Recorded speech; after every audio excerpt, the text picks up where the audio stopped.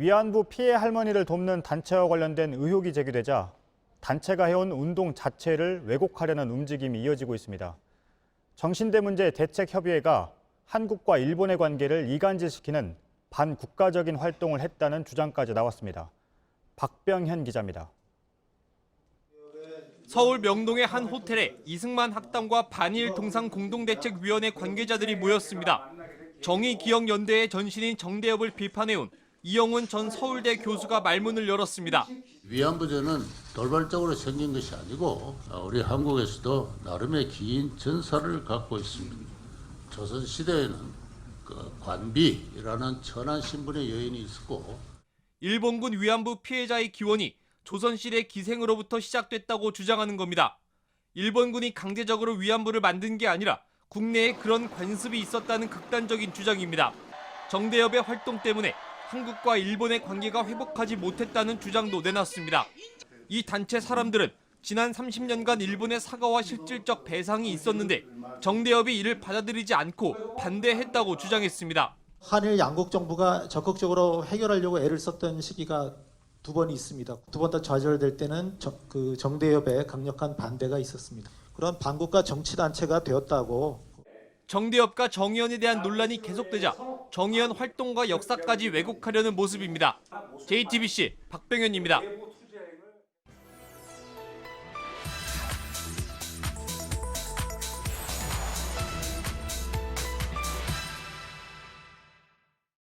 최고가 위안부고 성노예입니까? 그 더러운 성노예 소리를 왜 하냐 그러니까 미국에 들으라고 미국 사람을 겁내라고. 네, 어제 이용수 할머니의 기자회견 내용이 일본 정치인이나 언론에 의해서 왜곡되고 있습니다. 국내에서도 일본 극우들의 주장과 똑같은 발언이라는 주장이 나오고 있습니다. 모두 사실이 아닙니다. 네, 이가혁 기자. 네. 일본 정치인들이 벌써 움직이고 있죠? 네, 일본 의원들의 트위터 몇 개를 좀 가져왔는데 함께 보시죠. 이용수 할머니의 발언이 메가톤급 증언이다. 한국의 국제 여론전에도 종지부가 찍히길 바란다. 네. 일본에도 이게 번역돼서 많이 보도돼야 한다. 이렇게 주장하는데요. 모두 이용수 할머니가 성노예라는 이 호칭을 과거 정대협이 지어냈다고 고백했다. 이렇게 일방적으로 번역을 한 다른 일본 네티즌의 글을 근거로 대고 있습니다. 근로정신대보다 더한 위안부 피해 사실을 고통스럽게 과거에 고백을 했는데 배신감을 느낀다. 이런 이 할머니의 원래 맥락을 왜곡한 겁니다. 네, 그러니까 일부만 떼서 마치 성노예 피해 사실 자체가 없었다고 이 할머니가 인정을 한 것처럼 일본 정치인들이 호도한다는 거군요. 네, 그렇습니다. 어제 기자회견에서 이용수 할머니가 이 성노예라는 호칭에 대해서 좀 격앙된 반응을 보인 것은 맞습니다. 네. 하지만 일본의 전쟁 범죄 행위에 대해 분명히 여러 차례 강조했습니다. 들어보시죠. 방에 들어가지 않는다고 끌고 가서 문을 확 열더만 확 밀었습니다. 보점에서도 또 이렇게 가지고.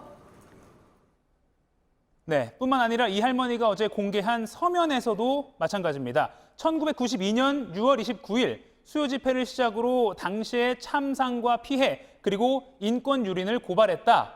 일본의 사죄와 배상 및 진상의 공개 그리고 그동안 일궈온 투쟁의 성과가 훼손되어서는 안 된다고 분명히 밝히고 있습니다. 네, 위안부나 성노예 이게 뭐 표현이나 어감은 다르지만 역사적으로 지칭하는 대상은 사실상 같은 거잖아요. 네, 물론입니다. 저희가 설명을 하나 가져왔는데요. 여성가족부 일본군 위안부 피해자 역사관 홈페이지입니다. 여기 나온 설명을 보시면요. 이 위안부라는 용어를 성노예라는 용어보다 널리 쓰고 있는 것은 생존자들이 자신을 성노예로 부르는 데 대해서 정신적인 상처를 입을 수 있기 때문이다라고 나와 있습니다. 일본 정부는 인정하지 않지만 일본군이 이 당시 위안소를 운영한 것은 국제적으로 성노예로 규정되고 있고 이에 대한 국제적 검증과 합의는 이미 이뤄졌습니다. 네, 근데 국내에서도 이 비슷한 오해가 있다는 거는 무슨 얘기입니까? 이용수 할머니가 어제 일본과의 협력 이런 걸 여러 번 언급한 점 등을 근거로 또 일부 표현을만 뽑아서 일본 극우의 입장과 똑같다 이렇게 비판을 하고 있는 건데요. 하지만 1시간 동안 이어진 어제 전체 발언 또 서면으로 공개된 내용 누구나 온라인에서 확인할 수 있죠. 이 할머니는 일본 극우의 입장에 동조한 적이 없습니다. 오히려 일본의 젊은 세대들이 정확히 자신들의 역사에 무엇이 과오인지 알려면 현재의 운동 방식이 좀 개선돼야 한다는 입장을 분명하게 밝힌 겁니다. 네, 그리고 저희가 앞서 예고를 해드린 대로 이용수 할머니와의 인터뷰는 잠시 뒤 2부에서 그렇습니다. 전해드릴 예정입니다. 잘 들었습니다. 팩트체크 이가혁 기자였습니다.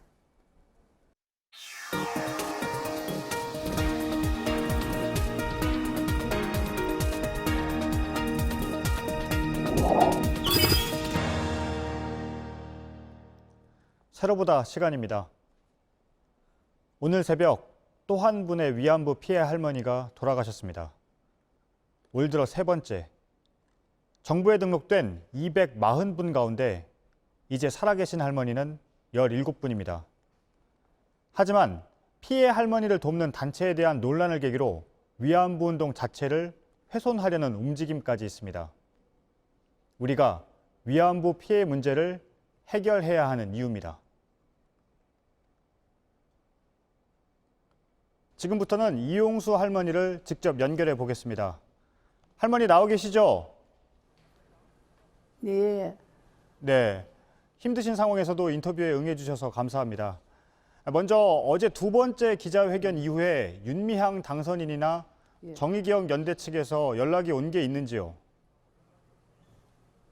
없습니다. 예. 지난번에 윤미향 당선인이 찾아와서 만나셨을 때 소동이 좀 있었다는 얘기를 들었습니다. 무슨 일이 있었던 건지요? 아니 갑자기 예. 들어오니까 제가 놀랐어요. 이래서 오더미로 꿇어 앉아가지고 용서해달라는 소리를 하는데 뭐를 용서를 해달라 그러는지 몰랐습니다. 그래서 이래 앉아 이 손을 잡고 이렇게 가지고 의자에 앉았습니다. 무엇을 가져와가지고 용서해달라고 하면 아무것도 없이 용서해달라고 하니까 뭐를 다른 거를 보니까 엄청나던구나. 그거는 검찰청에서 다 하겠지. 내가 조만간에 날짜를 정해가지고 기자회견을 할 테니 그때 오느라고 이랬습니다. 예. 사진 가지고 소동이 좀 아무 있었다고 소리도 안 하고. 들었는데요. 예. 아니요. 그건 언제? 그래서 내가 조만간에 날짜를 정해가지고 기자회견 할 테니까 그때 오느라 하고 나갔습니다. 나가서 보니까 여러 사람이 와가 있었어요. 그래서 그 사람들 보고 당신들 뭐 하는 사람이냐고 왜 이래 와가지고 이러냐고 하고 뭘 하고 그 하니까 그 사람이 가고 또 다른 사람이 있었는데 이제 윤미아이가 한번 안아달라 그럽디다. 그래서 저는 저 생각입니다. 뭐야 이게 마지막인데 안아주지 해서 제가 안았습니다. 사람이다 보니 30년이나 이렇게 지나고 또 제가 나이 들었다 보니까 이제는 너는 마지막이다 하는 생각을 하니까 제가 좀 마음에 울컥 눈물이 났습니다. 그런데 이것을 가지고 가는데 안았을 적에 사진을 찍으려고 하니까 그게 이제 아들이 돌아서 나와서 막 뭐 찍으려 하니까 그 뭐 찍었는 것 같아요. 그러고는 갔습니다. 예.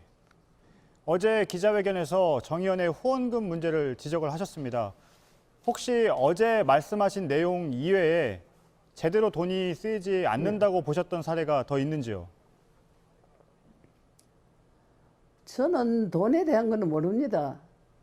그렇게 가니까 자기네들 주관하고 이래 가니까 거기서 돈을 써준다는 뭐 한번 이 얘기를 합디다. 그래서 그런 줄 알고 가있지. 제가 그 어디에 썼는가 보면 그런 거는 제가 묻지 않았습니다. 예. 소녀상과 관련해서도 같은 문제를 좀 제기를 하셨다고 들었습니다. 그 소녀상을 지킨다고 그 여자분들인데 여자 학생은 아닌 것 같아요. 부녀자들인데 그 차원대 거기서 소녀상을 지킨다는 그것도 이 소녀상이 시작하면 그 데모를 시작하면 이걸 전부 다 철거해 버려요. 그래서 제가 몰랐는데 한 번은 보니까 그걸 막 철거하더라고요. 그래서 뭐 왜 이러노 이래 하지 마라. 그러고 제가 그때도 한 2만 원인가 3만 원인가 줬는 것 같아요. 주니까 안 봐달라고 그럽디다. 그런데 그 사람들은 밥도 안 먹나 너는 밥도 안 먹나 그러면서 주니까 그 뭐 학교가 하나 있는데 그 학교다가 넣는데 그게 무슨 학교인지 몰랐습니다. 예. 30년 동안 정대협 그리고 정의연과 활동을 해오시면서 후원금과 관련해서는 얼마가 모였다, 어떻게 쓰겠다 이런 얘기를 들어보신 적이 없으신지요? 한 번도 들은 적이 없습니다. 예. 어제 기자회견문을 놓고 다른 사람이 썼다 이런 주장도 나오고 있습니다. 회견문은 할머님의 뜻이라고 보면 되는 건죠? 예. 무식한 사람입니다. 그렇지만은 그건 제가 삐딱삐딱하게 이력서 썼습니다. 그래서 옆에 딸이 있으니까 요대로 똑바로 좀 써달라 하는 뿐입니다. 그런데 당신도 내 나이 돼 보소. 거기 똑바로 써주는가? 그런 걸 가지고 탈로 잡아가지고 가는 게 아닙니다. 다시 그런 얘기 하지 마세요. 할머님의 회견을 계기로 위안부 관련 활동 자체를 평가절하하거나 심지어 위안부의 역사적 존재 자체도 부인하려는 세력도 있습니다. 여기에 대해서 하실 말씀이 있으신지요? 그 사람들이 뭐를 알면 자기네들 한 번이라도 그 나와가지고 보면 알 텐데 그러면 저희들이 본인이 안 하고 누가 합니까? 본인이 나와야지요. 그래서 어때든지 저는 쉬지 않고 나왔습니다. 예. 근데 지금 위안부 운동 자체를 폄하하고 또 역사적 존재를 부인하려는 세력들도 있어서요. 여기에 대해서는 어떻게 생각을 하시는지요? 학생들한테 가르쳐야 돼요. 가르치지도 않고 함나 30년을 위안부 문제 사죄해라 배상해라 하니 뭐를 사죄하고 배상을 하라 하는 걸 가르쳐 줘야 되는데 모르고 그 학생들이 나와가지고 차번 데가 앉아가지고 추우나 더우나 앉아가지고 외치는 거 그거는 저는 보니까 너무너무 안쓰럽습니다. 그래서 제가 생각하는 거는 이게 아니고 학생들한테 가르쳐가지고 무엇이다 하는 걸 알아야 이 학생들이 가는데 그것도 모르고 그거 차번 데 앉아가지고 또 돼지통 털어가지고 가져오면 그걸 받고 했습니다. 그게 무척 안타까웠습니다. 예. 혹시 어제 회견에서 못다 하신 말씀이 있으시다면 예. 지금 시간을 좀 드리겠습니다. 못다 했는 얘기는 많습니다만은 그 모든 분들에게 제가 미처 그걸 생각하지 못했는데 어젯밤에 생각을 하니까 이것을 제가 써가지고 제가 이야기하고 싶습니다. 예. 예, 제목을 이야기하겠습니다. 제목 영원한 선물. 나무는 나무인데 크지도 작지도 않고 가지고 다니지도 않는 나무. 꽃은 피지 않지만 잎은 푸른 잎으로 아름답지만 풍기는 자세와 보일 수 있는 모양은 고귀하면서도 가냘픈 모양. 현대도 아니고 조선의 역사적인 나무이면 향기도 거룩한 아카시아 향기로 조심스리 풍기는 역사적인 위안부 나무입니다. 한 그룹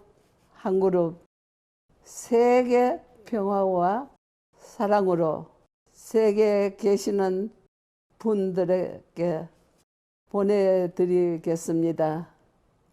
위안부 피해자 이용수를 잊지 말아주세요. 이용수 드림 2020년 5월 25일 제가 이거 밤이었습니다. 예. 밤에 12시 됐는데 제가 생각을 하니 그 기자회견이 보통 기자회견이 아닌데 그렇게 말씀드리고 나니 제가 영원히 잊지 마세요 하는 뭐를 보내고 싶었습니다. 예. 그래서 제가 이것을 2시까지 이것을 썼습니다. 알겠습니다. 여기까지 듣겠습니다. 감사합니다. 네, 감사합니다. 네, 이용수 할머니의 얘기를 들어봤습니다. 이와 관련해서 윤미향 당선인 또는 정의연 측의 입장도 연결이 되면 듣도록 하겠습니다.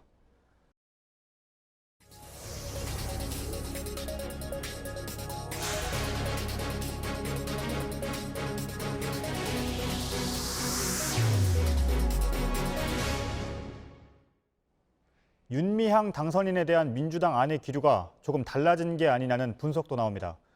당직을 맡은 의원이 윤 당선인이 직접 해명을 해야 한다면서 책임론을 언급한 겁니다. 안지현 기자입니다.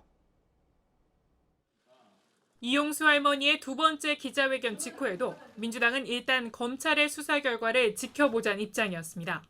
검찰이 수사 중인 사안이기 때문에 수사 결과가 나온 다음에 저희 입장을 정하는 것이 순리다.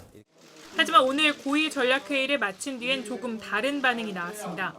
김영진 원내수석 부대표가 윤 당선인에게 당 차원의 소명을 요구하고 있다고 밝힌 겁니다. 그러면서 회계 투명성에 대해 명확하게 소명해야 한다는 것뿐 아니라 그에 따르는 부분은 정확하게 책임지면 된다고도 밝혔습니다. 검찰 수사만 기다리고 있지 말고 윤 당선인이 직접 나서 해명을 하란 건데 책임질 일 있으면 책임을 지라는 뜻으로도 풀이됩니다. 진성준 전략기획위원장도 윤 당선인의 소명과 관련해 빠르면 빠를수록 좋다고 말했습니다. 하지만 윤 당선인은 오늘도 별다른 입장을 내놓지 않았습니다. 지난 18일 언론 인터뷰를 마지막으로 8일째 침묵을 이어가고 있는 겁니다. JTBC 안지연입니다.